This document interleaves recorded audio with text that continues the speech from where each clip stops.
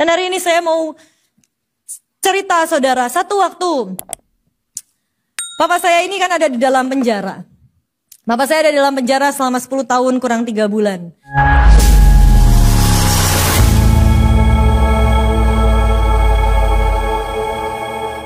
Dan satu hari papa saya ini berkali-kali bilang ke engkong saya, "Pak, aku mau keluar dari penjara. Tapi aku butuh uang segini." Kata orangnya, aku harus bayar segini untuk aku bisa keluar dari penjara. Salah satu cita-cita terbesar engkong saya di akhir hidupnya adalah melihat papa saya keluar dari dalam penjara. Salah satu doa terakhir dari emak saya adalah emak saya cuma bilang sama Tuhan, "Tuhan, aku cuma pengen ngelihat Samuel bebas keluar dari penjara sebelum aku mati." Itu jadi cita-cita seorang orang tua yang mencintai anaknya begitu rupa. Dan hari itu berkali-kali papa saya bilang sama engkong saya, "Pak, aku bisa bebas, tapi harus bayar segini. Pak, engkong saya keluarkan, engkong saya usahakan bagaimanapun caranya." Berkali-kali bahkan pernah sampai kami gak bisa bayar uang listrik. Karena hari itu engkong saya transfer semuanya buat papa saya, tapi ditipu dan sebagainya. Satu waktu papa saya bilang ke engkong saya, "Pak, kali ini beneran aku akan bebas tanggal segini. Tanggal segini aku akan bebas." Wah, engkong saya happy, engkong saya suka cita. Engkong saya benar-benar bersuka cita dan bilang, "Oke Nang, apa yang harus kita siapkan?" Dan papa saya bilang, "Uang sekian Pak." Dan kemudian engkong saya berjuang untuk siapkan uangnya, dikuras semua uangnya. Yang perlu disiapkan semuanya, ditransfer semuanya ke papa saya. Dan hari itu papa saya bilang, "Pak, aku pasti bebas Pak. Ini udah bener kok, ini semuanya udah clear, udah beres, aku pasti bebas." Dan hari itu bapak saya, engkong saya siapkan semua yang terbaik. Wah, emak saya jadi emak tersibuk di dunia. Semua barang-barang diberesin, gak boleh ada debu sedikit pun. Kamar disiapkan yang terbaik buat papa saya. Spray diganti, semua disiapin, dimasakin semua yang terenak buat papa saya. Emak saya masakin babi kecap, masakin namanya kentang lapis, masakin namanya ribs ikan. Saudara gak tahu kan ikan ada ribsnya. Emak saya punya masakan ribs ikan, saudara. Ikan ada ribsnya, saudara. Dimasakin sama emak saya dan semua makanan yang terenak. Dan hari itu saudara, pagi-pagi saat hari itu harusnya papa saya keluar. Ditelepon sama papa saya, "Pak, jam segini aku keluar ya." "Iya Nang," kata engkong saya. "Kita udah siapin semuanya. Kita udah siap menyambut kamu pulang ke rumah." Wah, saya senang sekali saudara. Tapi hari itu berapa jam kemudian tiba-tiba papa telepon lagi. Dan papa bilang, "Pak, sorry, ternyata aku ditipu lagi. Dan aku gak jadi bisa keluar dari dalam penjara." Hari itu saudara, saya lihat jelas tatapan mata engkong saya dengan kekecewaan. Saya tahu pasti engkong saya kecewa berat. Semua habis-habisan untuk menolong, untuk membantu membuat papa saya keluar dari dalam penjara. Tapi hari itu saya ingat engkong saya dengan dengar telepon itu. Engkong saya bilang ke papa saya, "Nang, Tuhan baik. Tuhan tetap baik. Ngucap syukur sama Tuhan. Terima kasih Tuhan. Tuhan baik." Teleponnya ditutup. Engkong saya nengadah ke langit. Dan engkong saya bilang, "Tuhan, terima kasih. Engkau baik." Hari itu saudara, mungkin orang boleh berkata engkong saya kalah. Mungkin orang boleh berkata engkong saya gagal. Tapi ada satu hal yang engkong saya gak gagal. Memuliakan nama Tuhan. Bahkan di tengah kegagalan dan kekalahan terdalam dalam hidupnya saudara. Hari itu engkong saya mungkin kalah. Orang boleh bilang engkong saya ketipu. Engkong saya salah ngambil langkah. Tapi hari itu yang saya tahu. Engkong saya memenangkan cucunya. Yang hari itu melihat dengan mata kepala sendiri. Dan saya bilang ini akan terukir selamanya dalam hati saya. Setiap kali saya ngadapin masalah. Saya cuma bilang, "Tuhan, saya ingat kejadian itu dengan begitu jelas dalam rekaman otak saya." Saya selalu bilang, "Tuhan, kalau engkong aja menghadapi yang segitu mengecewakannya, masih bisa berkata engkau Tuhan yang baik. Masakan aku selemah ini? Untuk hal-hal sederhana, untuk hal-hal simpel, aku akan tetap berkata engkau adalah Tuhan yang baik." Apapun yang kita hadapi, tetap percaya bahwa dia adalah Tuhan yang baik. Sometimes we win by losing, saudara. Ada kalanya kita memuliakan nama Tuhan saat justru kita kalah.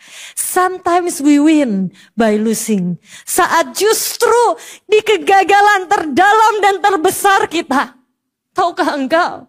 Itulah kesempatan terbesar dalam hidupmu untuk memuliakan nama Tuhan. Saat justru di kekalahan terbesar dalam hidupmu, itulah kesempatan terbuka lebar untuk engkau memuliakan nama Tuhan di sana.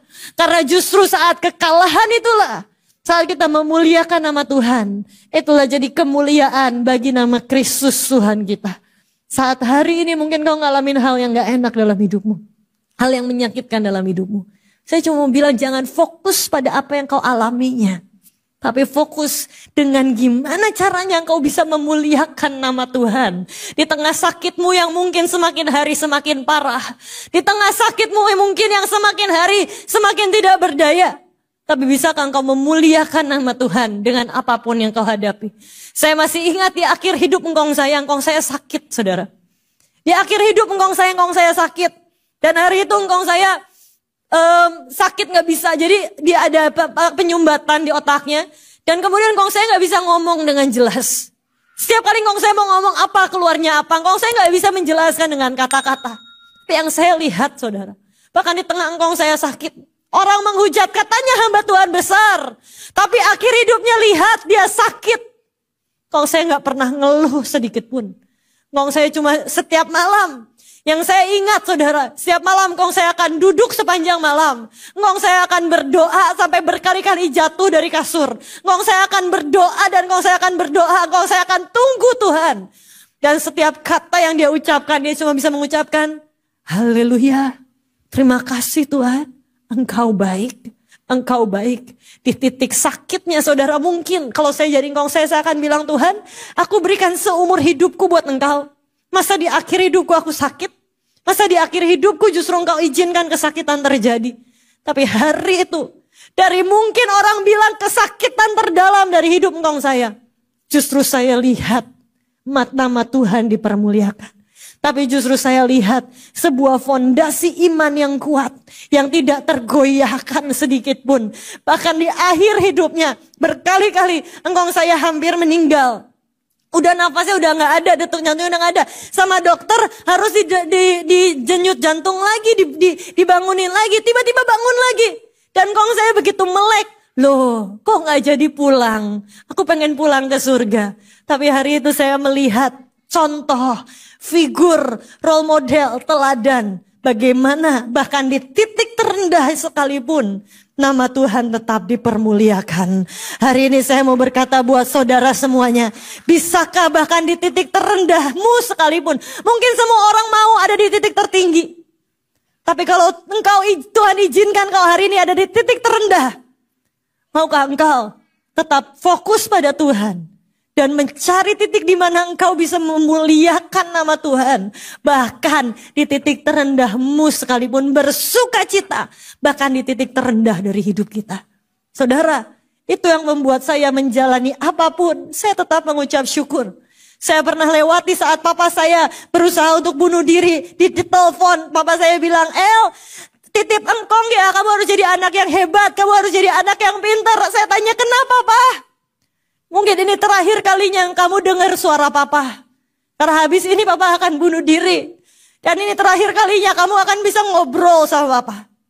Hari itu saudara, saya nangis sebagai anak perempuan. Satu-satunya saya teriak sama papa saya, Pak jangan, aku masih butuh papa. Kami sayang banget sama papa. Please Pak, kita bisa mulai semuanya dari awal. Hari itu semua kata-kata saya seakan-akan mubazir. Dan papa saya tetap mencoba untuk bunuh diri. Hari itu bapak saya coba minum Panadol 2 strip.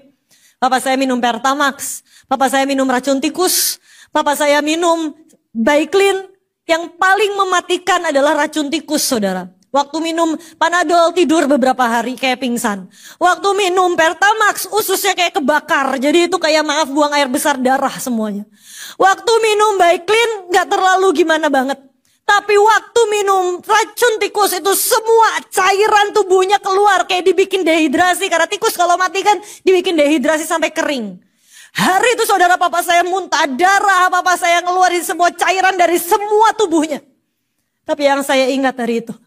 Yang saya cuma ingat adalah kisah pengalaman engkong saya. Contoh engkong saya yang setiap menghadapi masalah di titik terendah.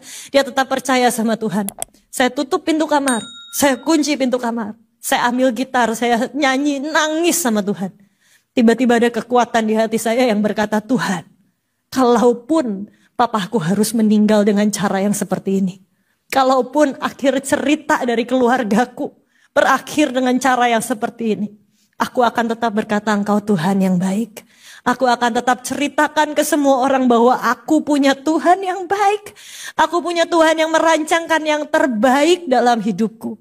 Saudara, bisakah engkau tetap percaya bahkan di titik tergelap dan terkelam sekalipun dalam hidupmu dan memuliakan Tuhan? Seperti yang Paulus berkata, gak peduli apapun caranya. Kalaupun itu harus lewat papa saya berusaha bunuh diri, selama nama Tuhan dipermuliakan. Bukan produknya yang saya perhatikan, tapi namanya yang dipermuliakan. Kalaupun itu harus lewat harapan terbesar satu-satunya yang saya miliki, seakan pupus dan hilang begitu saja.